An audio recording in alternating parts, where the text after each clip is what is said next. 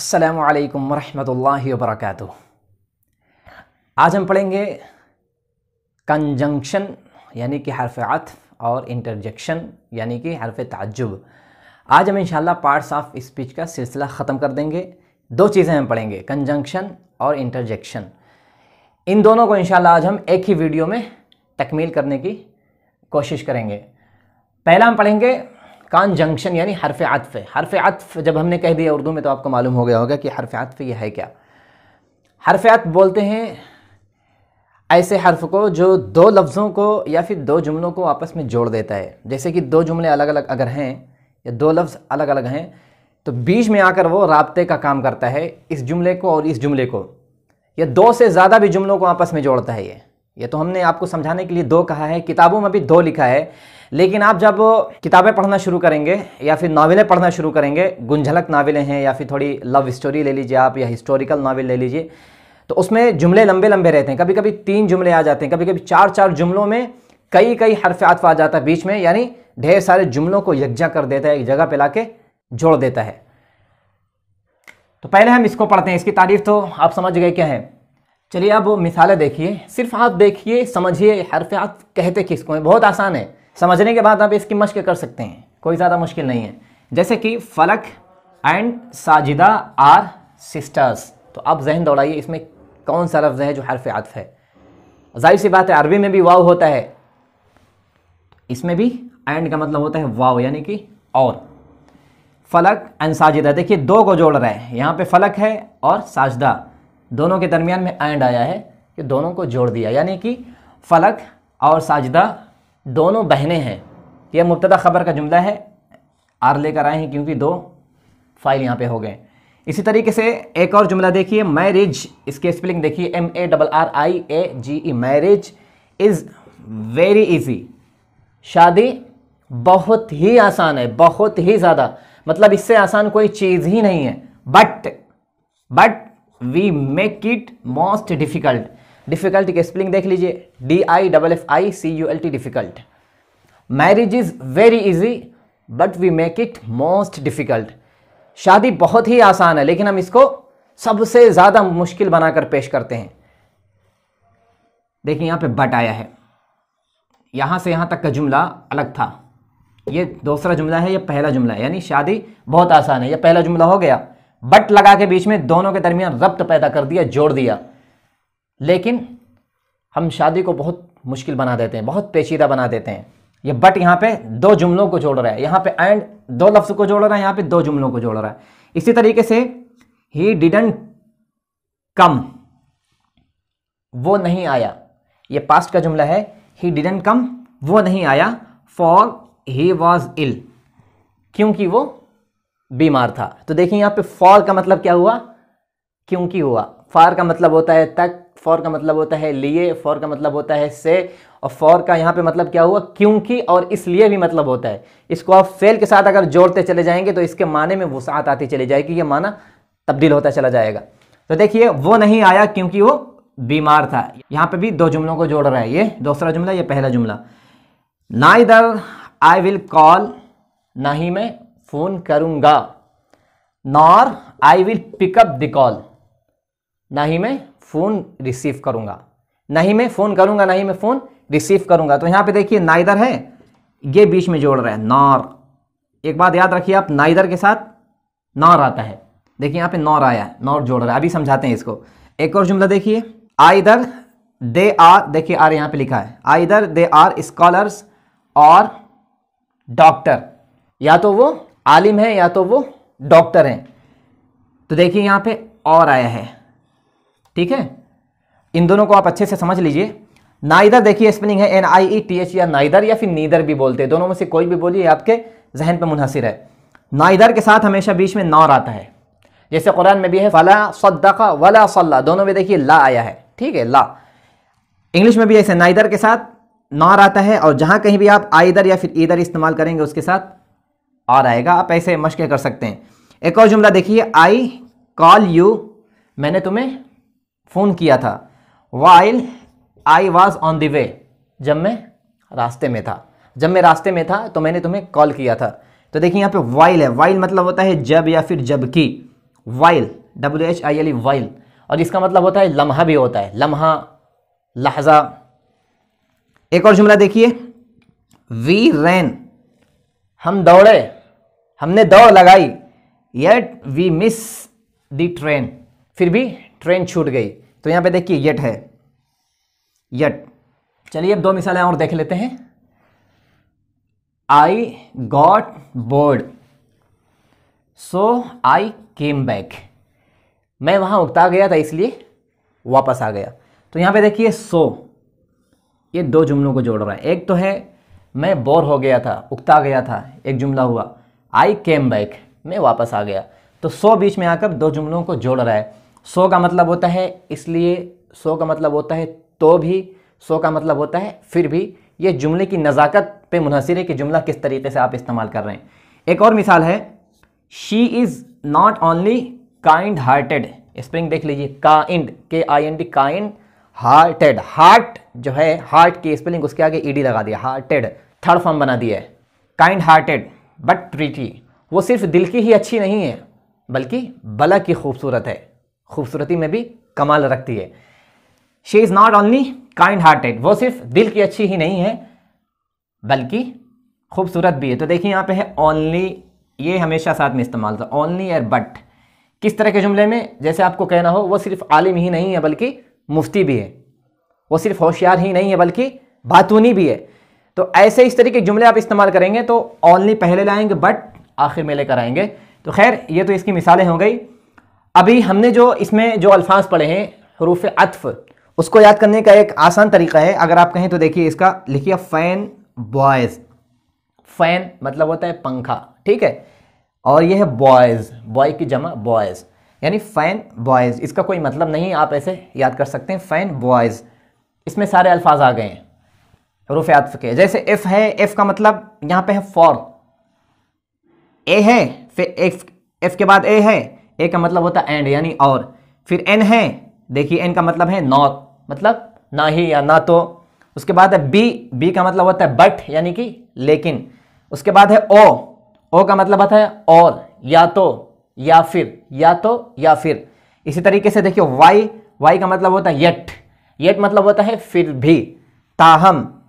S आखिर में दिया हुआ, एस का मतलब है सो यानी इसलिए। तो इसको आप ऐसे याद कर सकते हैं, फैन बॉयज, आपके जहन में ज़्यादा देर तक रहेगा, आप भूलेंगे नहीं। तो ये था हरूफ अत्फ। हरूफ अत्फ की 2 किस्में हैं, ठीक है, कोऑर्डिनेटिंग कंजंक्शन और सबऑर्डिनेटिंग कंजंक्शन। लेकिन दोनों किस्मों को हमने नहीं पढ़ा है, वो फजूल है, ठीक है, उसमें कोई फ़ायदा नहीं। अगर आज हम पढ़ा देते हैं वीडियो तो आप शायद अपना मोबाइल तोड़ देते, कहते हैं हमको इंग्लिश नहीं पढ़ना है। कोई फ़ायदे की चीज़ उसमें नहीं है, बस खाली सिर्फ बहसें छिड़ी हैं। इसलिए हमने उन सारी किस्मों को छोड़ दिया है, जो ज़रूरी चीज़ें थी उसको हमने पढ़ा दिया आपको ज़हन नशी कराने के लिए। और इंशाल्लाह ऐसा ये है नहीं कि हम इसको छोड़ देंगे। हमारा जब प्रेजेंट पास्ट फ्यूचर जब ख़त्म हो जाएगा उसके बाद इंशाल्लाह फिर मुख्तसर इस पर 2-2 करके जोड़ी बना के एक वीडियो अपलोड करेंगे अच्छे से, 12-12 मिसाल, 15-15 मिसाल अच्छे से आपको समझा देंगे। अभी सिर्फ आप इसको ज़हन नशी कर लीजिए, ये हरूफ अत्फ है क्या। अब हम पढ़ेंगे the interjection, INTERJECTION, the interjection यानी कि हर्फ ताज्जुब। हर्फ ताज्जुब उसको कहते हैं यानी ऐसे अल्फाज जिनके ज़रिए से दिल में उठने वाले अचानक ख़यालात, एहसासात, जज्बात, फीलिंग, इमोशंस को ज़ाहिर किया जाता है, बाहर लाया जाता है। जैसे कि यहाँ पे एक देखिए लिखा है, खुशी के इजहार के लिए क्या इस्तेमाल करते हैं, हुर्रा, हुर्रा, हुर्रा, या फिर हुज्जा, या फिर हा, हा, हा, खुशी। ये इंग्लिश में है, आप अगर इसकी प्रैक्टिस करेंगे तो लगेगा नहीं, लगेगा कोई हम लोग अगर इसकी मश्क करेंगे तो अच्छा नहीं लगेगा, क्योंकि हम लोग इंडियन हैं, इंडियन पे ये सारे अल्फाज जचते नहीं हैं। फिर भी आप इल्म में रखिए कि खुशी के इजहार के लिए हुर्रा, हुज्जा, देन हा। इसी तरीके से गम के इजहार के लिए कोई गमी का मामला पेश आ गया है, कोई परेशानी है, तो आप कह सकते हैं अलास, अलास, हाय अफसोस, या फिर आह, आह, या फिर ओ, ओ, या फिर ओह। ये तो बहुत आम है, ये लोग हम लोग भी इस्तेमाल करते हैं। अच्छा ओह, अच्छा ये बात है, ओह तो चला गया, तो ऐसे ये बहुत आम है। तारीफ के इस्तेमाल के लिए बोलते हैं वेल डन, वेल डन। ये दो लफ्ज़ से बना है। वेल मतलब होता है अच्छा, और डू डिड डन ये डू का थर्ड फॉर्म है, दोनों को मिला दिया वेल डन, यानी जो काम अच्छे से किया जाए। या फिर ब्रेवो, ब्रेवो कोई अगर अच्छा काम कर रहा है तो आप उसकी तारीफ़ के लिए, शाबाशी देने के लिए ये दोनों इस्तेमाल कर सकते हैं। इसी तरीके से ताज्जुब के लिए इस्तेमाल कर सकते हैं हा, हा, आहा। इसी तरीके से वाट, वाट तुमने किया, तुमने किया यानी हमको यकीन नहीं है फिर भी तुम कर सकते हो, वाट इस्तेमाल करेंगे। इसी तरीके से निदा या खिताब के लिए, किसी को बुलाने के लिए ओ इस्तेमाल करते हैं इंग्लिश में, ओ। या फिर हो, ये तो बहुत आम है, शहरों में भी बोलते हैं ओ इधर आ, ओए ओए लड़के इधर आ, ओ को ओए में तब्दील कर दिया, ओए। तीसरा है हेलो, हेलो, हेलो ये तो बहुत आम है, जो भी फ़ोन इस्तेमाल करता है उसे मालूम है सबसे पहले जो लफ्ज़ हमारी ज़बान से निकलता है, सलाम से पहले भी वो निकलता है हेलो। हेलो और हेलो दोनों बोलते हैं इसको, हेलो और हेलो। इसी तरीके से देखिए लानत के लिए, किसी को बद्दुआ देने के लिए, कर्स करने के लिए इस्तेमाल कर सकते हैं फाई, FIE फाई, ठीक है। या फिर शेम, शेम, शेम जैसे कि शेम ऑन यू, लानत है तुम पर, शेम ऑन देम लानत है उन पर, शेम ऑन द सिस्टम निज़ाम पर लानत है, shame on the political system सियासी सिस्टम पर लानत है। ऐसे करके आप इस्तेमाल कर सकते हैं। शेम के बाद आप चाहें तो कोई इसम भी ला सकते हैं, और इसके बाद अगर चाहें तो आप कोई ज़मीर भी ला सकते हैं, जैसे कि शेम ऑन देम लानत है उन पर। इसी तरीके से देखिए नीचे है मुतवज्जे करने के लिए, तवज्जो हासिल करने के लिए बोलते हैं लिसन, लिसन LISTEN, ये टी नहीं पढ़ा जाएगा, ठीक है। टी यहाँ पे सिर्फ लिखा गया, पढ़ा नहीं जाएगा। लिसन, लिसन मतलब सुनो। ये फेल है, फेल का पहला फॉर्म है, जैसे हमने बताया था फेल के पहले फॉर्म से फेल अम्र बनाया जाता है, तो ये फेल अम्र पहला फॉर्म है। लिसन सुनो। लुक इधर देखो, बोलते हैं ना क्लास वगैरह में जब असातिज़ा करम पढ़ाते हैं, कोई खेलता है इधर देखो, इधर सुनो, ये अंदाज होता है, इधर देखो, इधर सुनो, इसका वही मतलब है लिसन, लुक। या फिर एक है लो, लो तवज्जो हासिल करने के लिए लो। एक और है बिहोल्ड, बिहोल्ड मुतवज्जे हो जाओ, होशियार हो जाओ। इसी तरीके से यहाँ पे हश, HUSH हश, हश ये भी इस्तेमाल होता है। इसी तरीके से अलविदा के लिए आप इस्तेमाल कर सकते हैं गुड बाय, ठीक है। देखिए बाय का स्पेलिंग अलग है, एक होता है ये बाय, इसका मतलब होता है ज़रिए से तक, ये अलग है बाय, गुड बाय टाटा। इसी तरीके से एक और है फेयरवेल, फेयरवेल अलविदा के लिए इस्तेमाल करते हैं, बोलते हैं। और एक है ये ज़्यादा इस्तेमाल नहीं होता, लेकिन आप अपने इल्म में रख लीजिए, अडिव, ADIEU अडिव, अडिव। तो ये सारी चीज़ें आज हमने जो पढ़ाई है, आप चाहे तो इसकी एक स्क्रीनशॉट ले लीजिए, और अगर इससे पहले हमने जो पढ़ाया है हरफियत, अगर उसका भी स्क्रीनशॉट लेना चाहते हैं तो वीडियो आप थोड़ा बैक कर लीजिए, ठीक है, रिवर्स करके आप जाके स्क्रीनशॉट लेके रख लीजिए।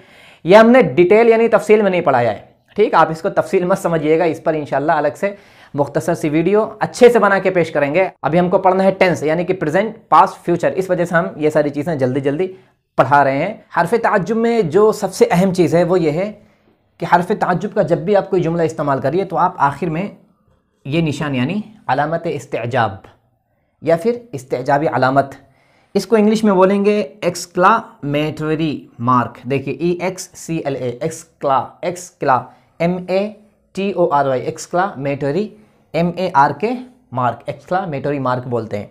इस निशान को आप लगाना मत भूलिए, अगर आप नहीं लगाएंगे तो जुमला गलत हो जाएगा। और जहाँ कहीं भी ये निशान आपको किसी जुमले में नज़र आ जाए तो आप समझ जाइए कि हरफ ताज्जुब है। आज हमारा पार्ट्स ऑफ स्पीच अल्हम्दुलिल्लाह मुकम्मल हो गया है, मुख्तसरन हमने पढ़ा दिया, डिटेल में नहीं पढ़ाया है।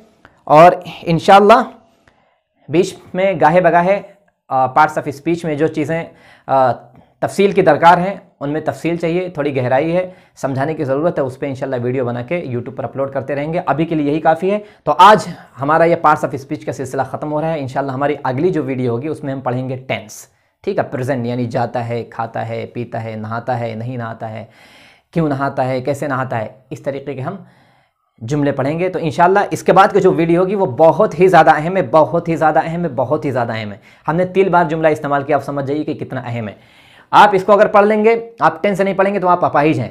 पैरालाइज हैं, आप कुछ कर नहीं सकते इंग्लिश में। लेकिन अभी पार्ट्स ऑफ स्पीच आपने जो पढ़ी है उसको अगर नहीं भी पढ़ते आप, मेरा इरादा नहीं था पढ़ाने का, अगर आप उसको नहीं भी पढ़ते और डायरेक्ट अगर आप टेंस पढ़ लेते हैं तो इसके बगैर आप इंग्लिश बोल सकते थे। लेकिन टेंस के बगैर ये चीज़ें कुछ भी नहीं है, टेंस बहुत ज़रूरी है। तो इंशाल्लाह उम्मीद है आज की वीडियो आपको अच्छी लगी होगी। कम से कम आप कमेंट कर दीजिए, हमारा पार्ट्स ऑफ स्पीच मुकम्मल हो गया। इंशाल्लाह अब हम बढ़ेंगे टेंस की तरफ। जज़ाकुमुल्लाह।